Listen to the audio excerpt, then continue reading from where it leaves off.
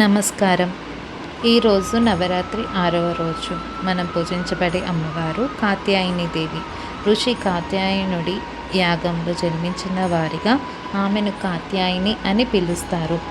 ఆమె సింహంపై స్వారీ చేస్తూ 4 చేతుల్లో కమలం, ఖడ్గం, అభయముద్ర, వరముద్రతో దర్శనమిస్తారు.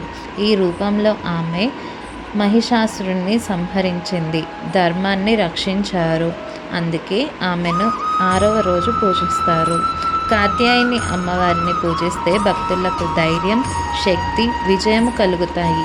శత్రువులకు దూరం అవుతారు. కుటుంబంలో ఐక్యత పెరుగుతుంది. ముఖ్యంగా యువతుల నుంచి వరుడు పొందటానికి కాత్యాయని అమ్మవారిని పూజిస్తే ఎంతో శుభప్రదం. అందుకే నవరాత్రి 6వ రోజు కాత్యాయని అమ్మవారిని పూజిస్తారు, ఆరాధిస్తారు. ధైర్యం, విజయం, శక్తి ప్రసాద